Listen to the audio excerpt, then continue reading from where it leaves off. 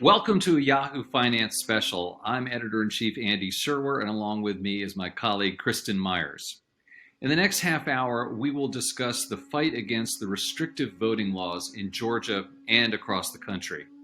An uproar from corporate America over the voting laws was set off by an open letter signed by 72 Black business leaders. We'll talk to several of those leaders about why they spoke out, the backlash from some Republicans, and whether companies face a choice between their politics and their bottom line. Absolutely, Andy. And we have an all-star panel here with us today. We have Dick Parsons, one of the most powerful executives in America. Dick was the former Citigroup chairman who also served as CEO at Time Warner. We also have Edith Cooper, founder of professional development startup Medley and a member of the boards at Slack and Etsy. We also have Ray McGuire, New York City mayoral candidate and former vice chairman at Citigroup. So, Dick, we want to start with you. What responsibility do you think businesses and its leadership have in getting involved in politics and social justice? Well, I don't know that, Kristin, that I would call us getting involved in politics per se. Social justice for sure. I think, corporations are effectively citizens of this country, right? They exist not just to serve the interests of shareholders or to create more value for shareholders, but to be responsible citizens with respect to other stakeholders, including employees, including customers, and including the country at large. So we have a responsibility, in my judgment, always have had a responsibility, to be good citizens. And where you see something that tears at the fabric of what makes America America, I don't consider this a political issue. This is about defending democracy, defending one of the keystones that make this a unique country in the world. I mean, how can you sit by and watch people intentionally try and prevent or discourage other people from exercising their franchise, the right to vote, and not say something about it? That's my view. It's quite that simple. Edith, I want to ask you the next question, and Dick was talking about the two leaders being Ken and Ken, but you also took a leadership position, at least that's my understanding, in that not only were you one of the signers of the letter, but you also helped pay for the ad. And so I want to ask you why you feel so passionate about this issue and what made you stand up right now. Sure. First of all, voting rights are fundamental. But we also know, because history has shown, that access to equality in voting is not guaranteed. It's not guaranteed. And it's our responsibility as citizens of the United States of America to speak up and speak out. As an African American, it is quite personal. I personally recall growing up visiting my grandmother in North Carolina. She was a professor at Johnson C. Smith University, a historically Black college, who would go out, she was 4'11", and knock on doors to register to vote. And I recall the debate between Lily Bell Blue and my mom, who was just saying, "Mama, it's just too hot out there. It's not good for you. Like, bring someone with you." And she also had a little bit of an edge. I can't actually repeat what I heard her saying to my mom, other than to say, I have gone too long in my life without having that access. Not for a minute will I take it for granted. Not for a minute will I not use whatever power I have to get more people out to vote. And that's how I reacted when I got the call to get involved. It wasn't a question of what exactly we would say or where it would be positioned. It was, I am on board as a Black leader, and I will support the words and pay for whatever we need to do to get this message out. As a Black leader, it's my personal responsibility and purpose. We often hear that businesses and their leaders, really shouldn't be too vocal about social justice issues. Senator Mitch McConnell, actually, after the recent boycotts and statements that had been put out, for example, by Delta CEO Ed Bastian, had said that, frankly, business and politics shouldn't mix, that leaders like yourself shouldn't be getting involved. folks say all the time that it's bad for the bottom line. Do you think that that is still true in a year like 2021? You know, I understand what the senator said. I think he may be a little bit ill-informed or just in denial of what has taken place historically. 60 some odd years Voting Rights Act, where many of us as leaders, all of us as leaders, recognize the shoulders on which we stand. And we recognize that voting rights are fundamental to American rights. There's no middle ground. The right to vote is fundamental, and corporations must take a position. Now, we do know that for some time, corporations, Business Roundtable leading the discussion, have said that shareholder primacy is the sole focus of corporations. We also know that we have advanced significantly when the Business Roundtable says that in addition to shareholder primacy, we must take in consideration all of our constituents. And therefore, it must be the case that all the employees and all the constituents, and the employees are going to be the first because they generate the profits, ought to have a right to participate in what is fundamentally America.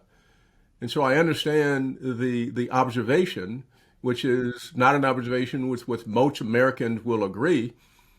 There's no sitting on the sidelines. There are people who fought hard, many who died in order for the right to vote. And today, whenever we see that coming under threat, we all must stand up.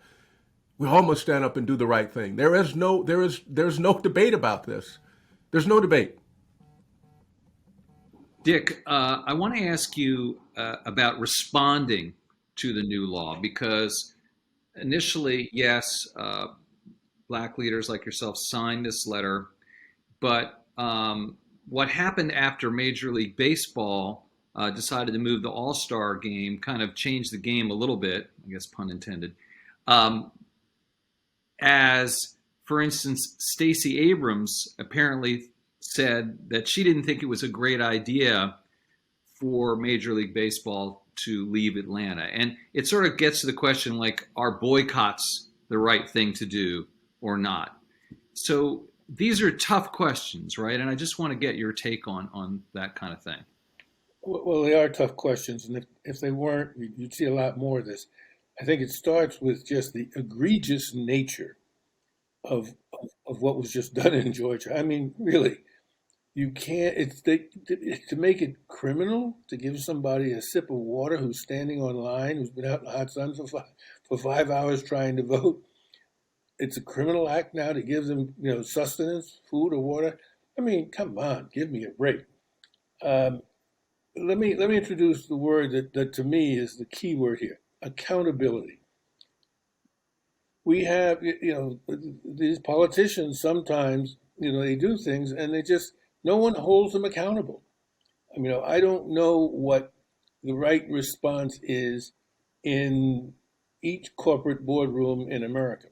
We have values in the corporations that I was involved with, and you stuck with your values and you did what your values as a company dictated. And so we would have clearly had some reaction where I'm still running, a Time Warner or City. But somebody has to hold these people accountable for what they do. And Major League Baseball, they determined that the reaction would be to move the game. I get it, because who knows how many people, players or fans, what might not have shown up had they not moved it. But we've got to find a way to hold legislators accountable for their actions. And if they want to take actions that are clearly not in the public interest, the public has a right to demonstrate against that, whether Republican or Democrat. That's why I say this, to characterize this as a political statement by corporate America, I think is inaccurate. It's not political. It has to do, it could apply either way, to either party, to anybody who is for this kind of legislation.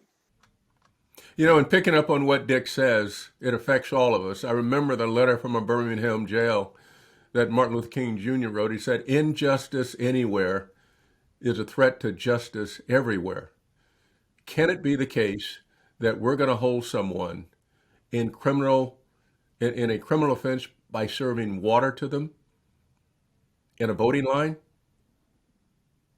Just think about how profound and how profane that piece of the legislation is. Edith, I want to ask you this. I heard you, or saw you rather, nodding along to what Dick was saying, particularly on the point of accountability. And it's a word that we hear a lot. And if we can't hold, legislators accountable at the ballot box, for example, how do we hold them accountable? First and foremost, let's just take a moment and think about what we're talking about. We're talking about the vote. It's through the vote that we ensure that elected officials represent the interests of all. That is what is the underpinning of the American system, the American democratic system. If, however, there are laws that are put in place that restrict access to vote to people who of color, to women, to the poor, then we lose our ability to influence the direction of our society. And I was nodding as Dick was sharing his comments earlier because he mentioned that it's the right thing to do. It's a moral imperative. It's something that we must own in our heart. But I also would say that what I'm seeing and what I believe to be true is that it's imperative for organizations to support the right thing because ultimately it will impact their bottom line. Your employees will demand it, your customers will expect it, and if you do not have a point of view that supports access equality and other things that represent justice and democracy, how will you be a company that's relevant going forward? And it all starts with the opportunity and the access to vote. It's fundamental. Ray, you're sitting in New York City running for mayor right now, and I think there is obviously a lot of support for your letter, which I should say objections to the new law, the new Georgia law in New York City. But maybe that shows that we are very divided up as a country. I mean, you're sitting in a very blue state, a blue city. How can Americans come together and sort of see these issues for what they are, as sort of Dick describes, which is not really a political issue, but a fundamental right for Americans? Yeah, let's be clear. This is a nonpartisan issue in the context of a country divided, and as the scripture tells us, as the great leader told us, a nation divided cannot prosper. It will fall. And so we need to take an issue like this, which many of us have clearly signed on to, and many corporations have signed on to, as a way to bring this country together. In addition to being supportive of the letter, corporations can now take the step of moving forward and educating their employees on the history of the right to vote or the lack thereof, the importance of voting, and as Edith says, the impact that voting has on legislation and it has on legislators. And in New York, as you know, the Voting Rights Act, there's been a renaming of the Voting Rights Act, which is intended to support the right to vote, which is now called the John R. Lewis Act, to make sure that we protect that. Dick, what everyone here has been saying is that, and what you have even been saying, is that these are not partisan issues. These are not political issues. It's not Democratic or really Republican. And yet, we have seen, especially in this most recent case with Georgia and these voter suppression bills, that companies have decided to wade in, at least when it comes to their corporate dollars and who they're choosing to donate to when it comes to political candidates. What role then should companies have going forward, at least when it comes to that political arm of their companies, when it comes to those corporate donations that they are making, whether it's to the GOP or the Democratic Party? Should they be levying those dollars to really push forward or push legislators that they think can either repeal some of these bills or put forth bills that are more progressive? Or should they take a step back and say, like some companies have done, we're actually going to suspend all of our political donations altogether? Well, that's a good question. That's where the rubber meets the road. If you decide that that you do need to take a stand around either a certain bill or a certain political initiative. So let me cut these two things in half. What we have said in our letter is that this effort to prevent folks who are perfectly legal voters, have the right to vote, but from exercising their franchise is wrong and is unacceptable. That is apolitical. That is not partisan. Now, what people who then like take Major League Baseball, since they stepped up first, people who say, that's not only not acceptable, we don't want to be associated with it, therefore we're going to leave town or we're going to boycott. That has to be determined, sort of ship to ship. Each corporation has to look into its own soul, so to speak, and say, what are our values, and are we going to stand by our values, and how are we going to express that? But just to break it down, what we're really talking about here, and why this is so outrageous, and why it's engendered such a strong response, and what disappoints me when we say it's nonpartisan. I almost hate to admit it nowadays, but I'm a lifelong Republican. I'm what they call a Rockefeller Republican. There aren't many of us left, but I put my hand up. I'm still a Rockefeller Republican. I believe in a lot of the things that the old Republican Party stood for, and I think we've kind of gone off course here because, the last election showed that there was a huge population of people who, for whatever reason, had not showed up at the polls in the past, who were encouraged to show up this time in 2020. And so now having discovered this group of folks, and having discovered that they were highly partisan in one direction, my party has sort of said, well, look, we got one or two choices. We can either battle for those votes going forward. We can tell them why we think what we stand for is the best way to go and hope to win hearts and minds in that way. Or we can just try and preclude them from showing up again.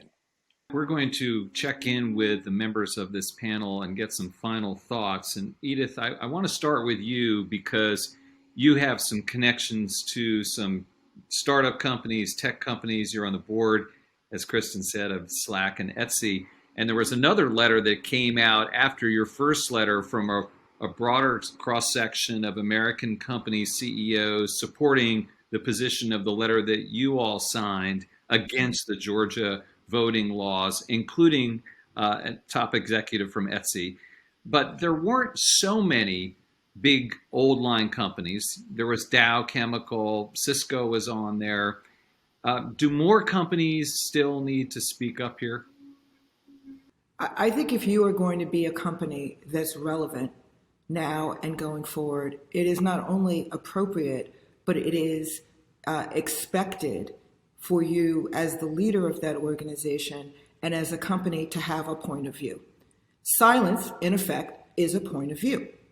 By not saying anything, is it reasonable to assume that you are comfortable with the legislation? I would suspect that for many of these largest organizations, that might not be the case, but we don't know. And we are at a time and place where standing on the sidelines is not an option.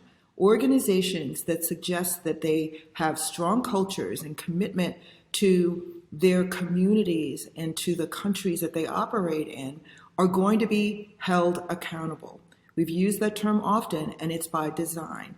And so I would suggest that if you haven't spoken up as a leader of a new company or an established one, you should really ask yourself the question, why not? And do the work to understand why we believe as Black leaders, why so many CEOs of really important companies have spoken up.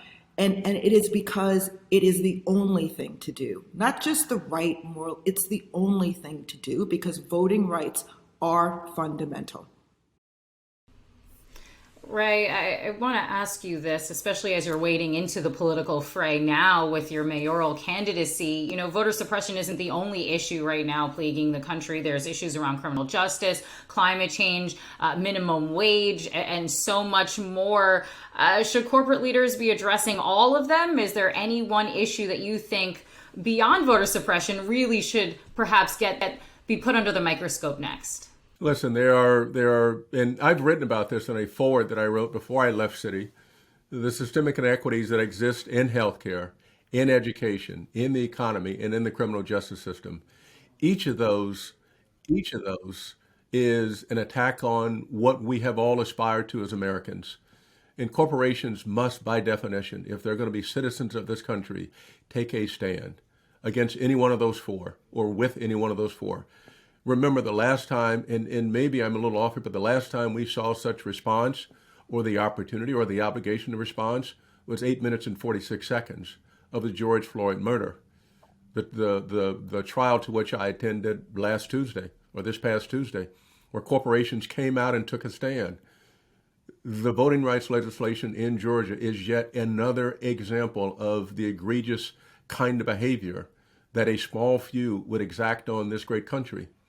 And so, as I think about my mayoral campaign and the priorities that we have, it's economic justice and social justice. But you have to have economic justice. People need to have jobs. They need to be given opportunities. They need to be educated.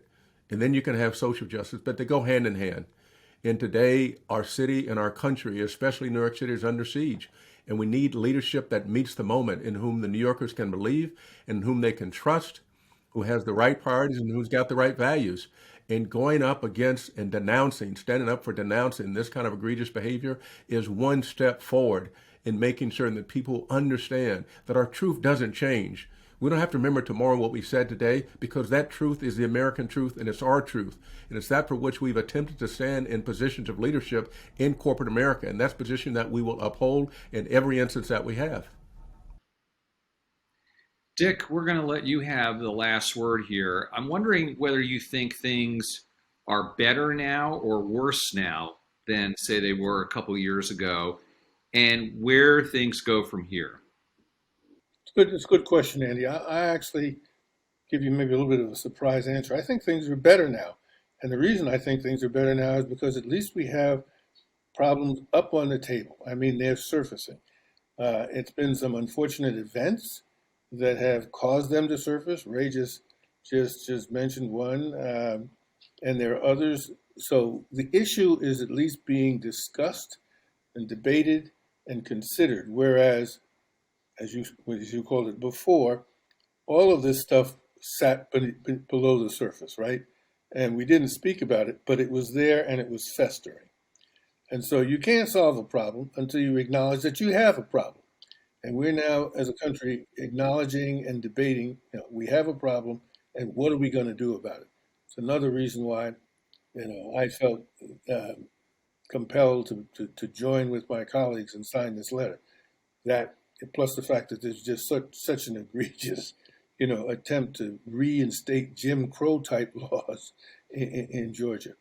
But I remain optimistic that we'll find our way through this morass and that we'll come out in a better place than we started, because we've acknowledged problems and we're dealing with them.